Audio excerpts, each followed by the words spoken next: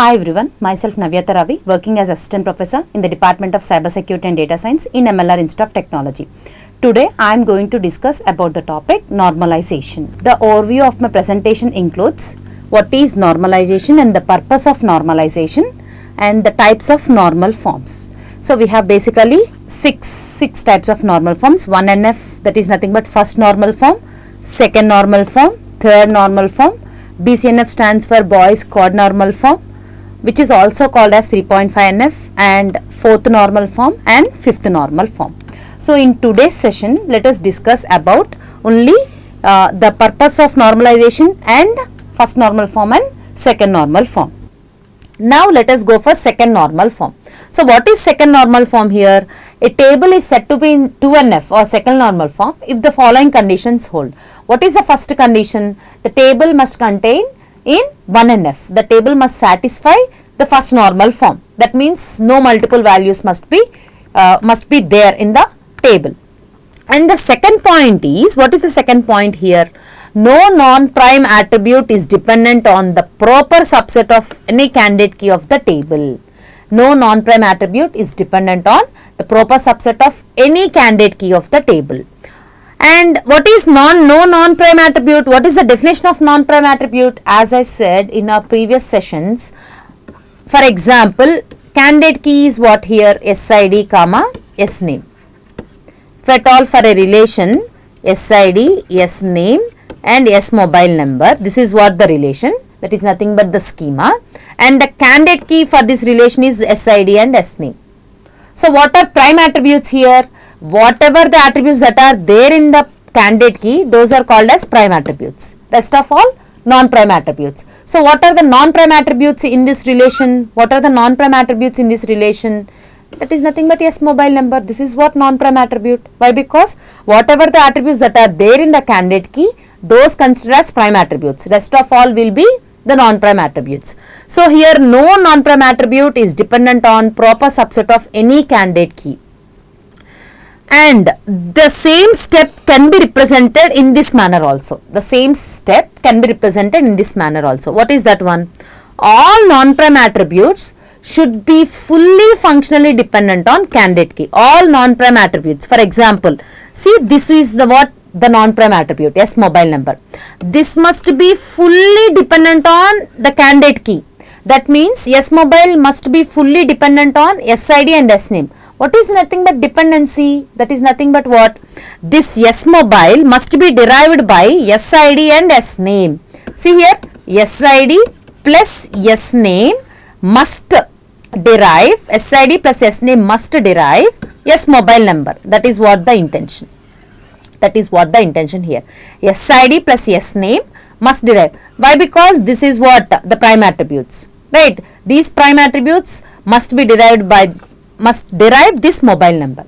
This is what non-prime attribute. This non-prime attribute must be fully dependent on prime attributes. It must not be partially dependent. What is that sentence meant for? See here, combinedly SID and SName derives SMobile. SID derives SMobile? No. This is what partial dependency. Or else SName uniquely derives SMobile? No. This is also partial. What I said, these two combinedly must derive SMobile. That is what the concept here. You will better understand by considering example for this one.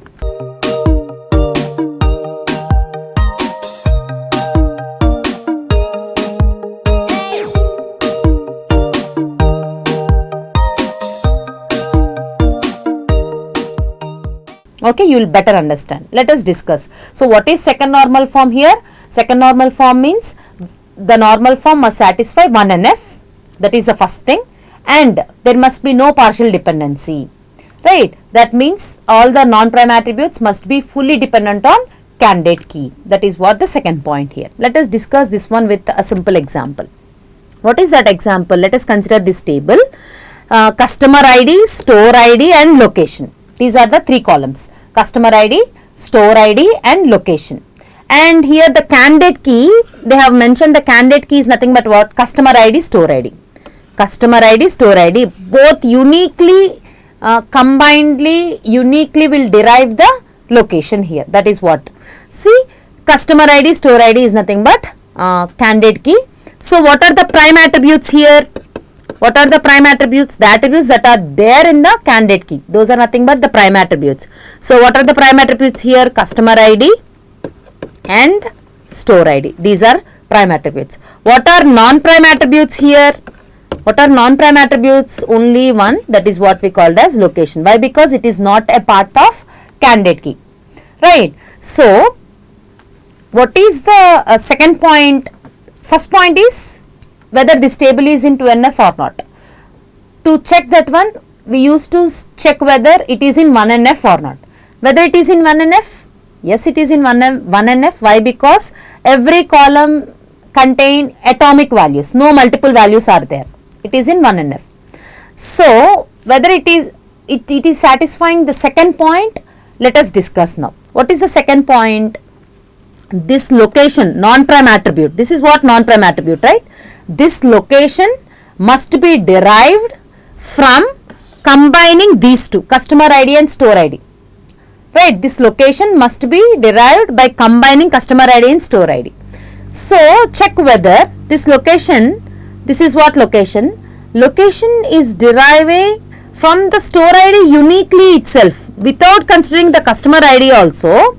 Without considering the customer ID also. See here, 1 Delhi, 3 Mumbai, 1 Delhi, 2 Bangalore, 3 Mumbai. Only with the help of store ID only we can able to derive the location without considering customer ID.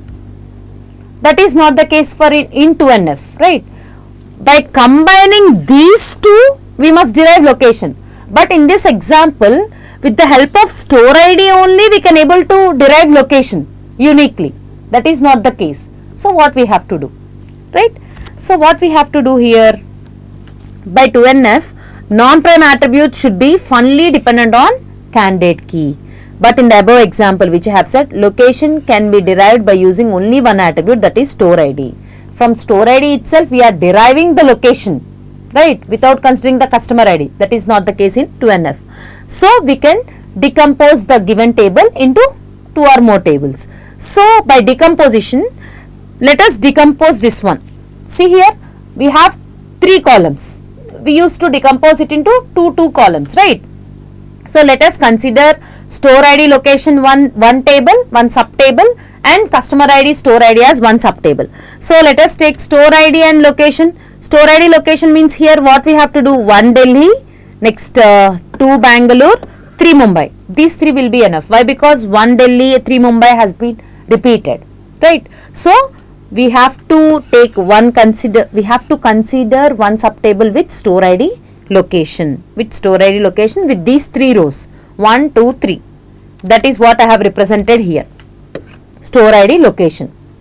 The another subtable can be considered as customer ID and store ID, customer ID and store ID, right? So here what is the customer 1 which works in what? Store ID 1. He also visits or works in store ID 3. The same person also visits or works in 3. Again, for example, customer ID 2.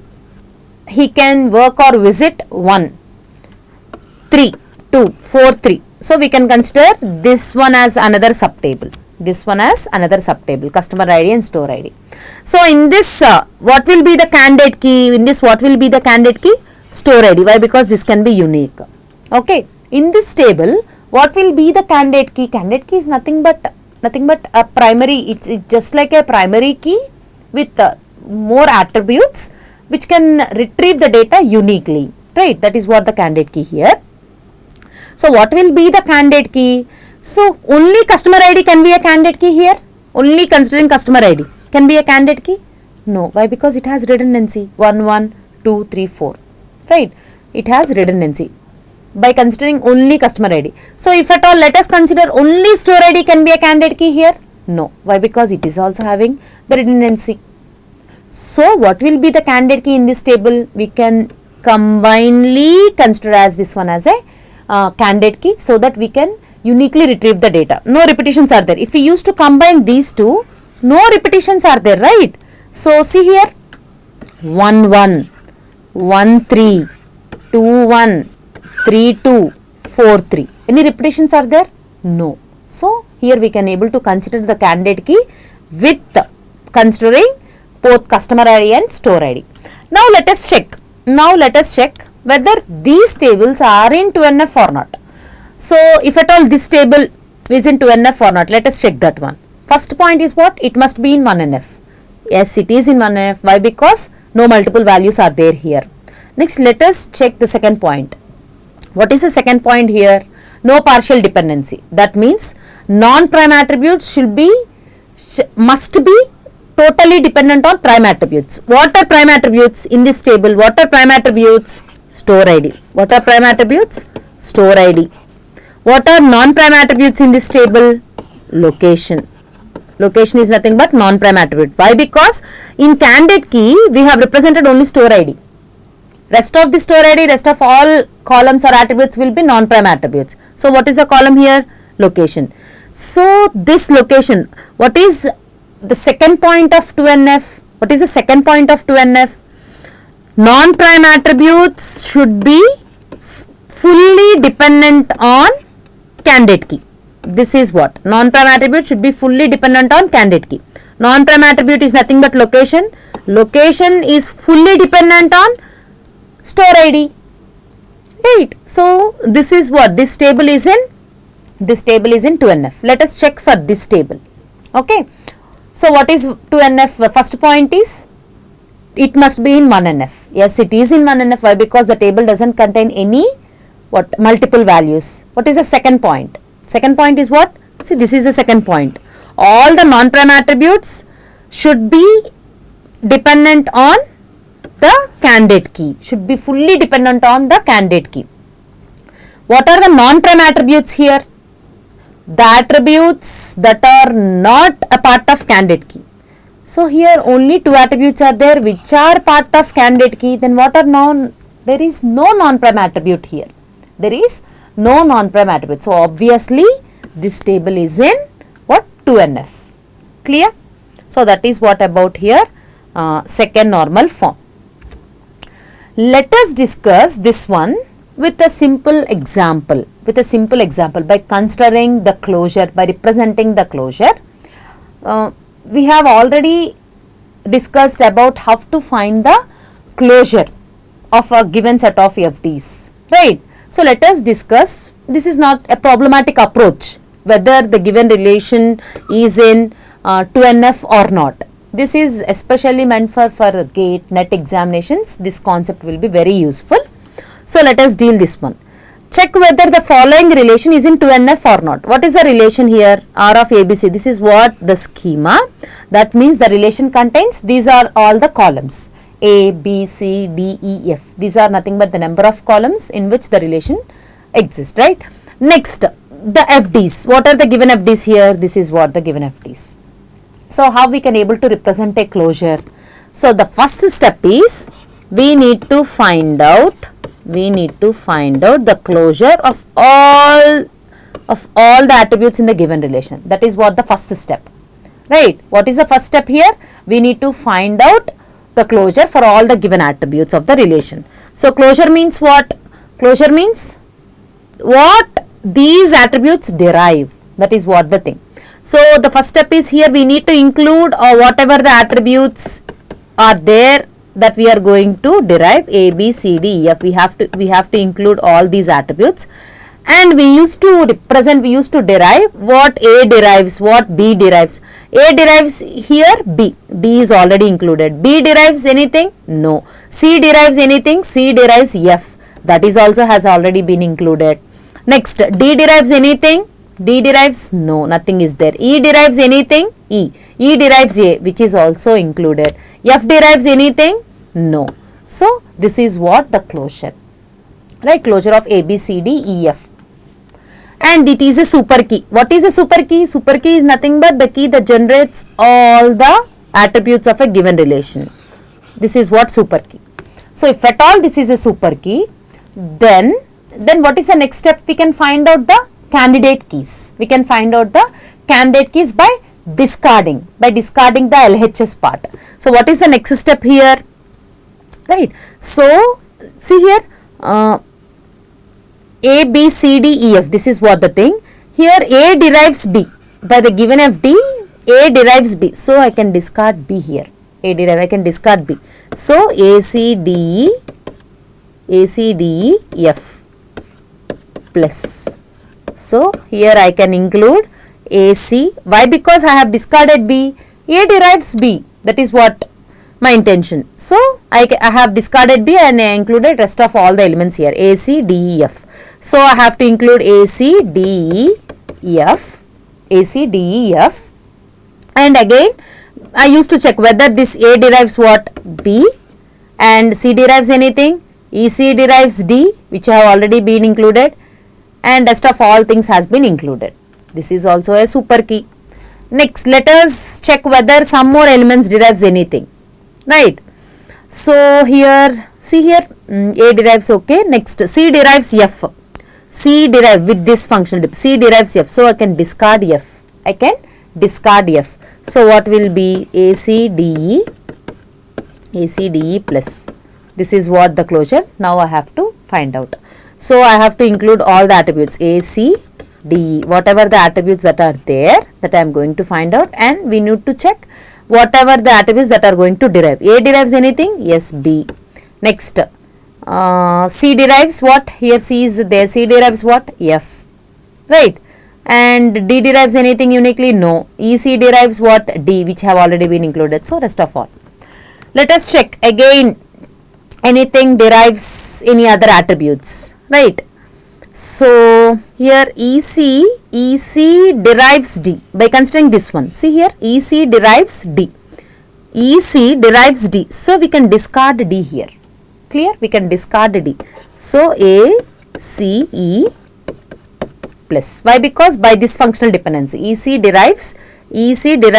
So we can discard D.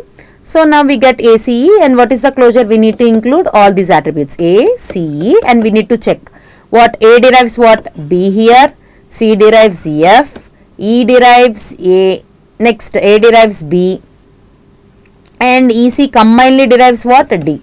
So this is also a super key, right? Again check whether we can able to discard some more elements from this. And one more dependency is there, E derives A. E derives A means we can discard A. Why? Because E uniquely derives A. So what is the dependency here? CE closure. Why? Because here from the given FD, E derives A. So CE closure is there.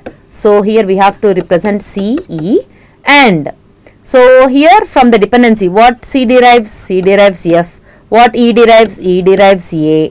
Right. Next, EC derives what? Combinedly. Here EC is there. EC derives D from the FD, and next A derives B. So this is also a super key. Clear? From this again we need to discard. Let us check this one. Any of these EC combinedly derives, right? No. So with this we can able to stop. What we obtain here, CE or EC, this is what a super key. This is what a super key. Now what is a candidate key? This is the, I think this is the longest method that which we have represented. There is one more shortcut method also to find out. There is one shortcut method to find out these super keys. What is the shortcut method? Let's see. See here, whatever the attributes that are not there in the right hand side of the dependencies. What is the shortcut method I am going to tell you? See here, whatever the attributes that are not there on the right hand side of the given dependencies. Whatever the attributes, see here, F is there, A is there, D is there, B is there. These are the right side attributes. These are the right side attributes. What are the attributes that are missing in the given relation? A, B, C is missing, D, E is missing, C, E, right? C, E is missing in the right hand side. So directly you can able to represent CE. See, we got here CE. After representing all these steps, we got CE. Right? This is what the manual procedure that we used to do. But for shortcut, for examinations, for NET and GATE, what is the shortcut method? Whatever the attributes that are not there in the right hand side of the given FDs, only you can combinedly represent the closure of those attributes. See here, whatever the attributes that are not there in the right hand side, A is there, B is there, C is not there, so I have represented C. E is not there, so I have represented E. D is there. So we can commonly consider CE. Right, CE, what is the CE here? CE I have included. C derives what? C derives F, EC derives D, and combined E derives A derives B. So the same result. This is what the shortcut method to find out the super keys, right? What is the next ultimate step here?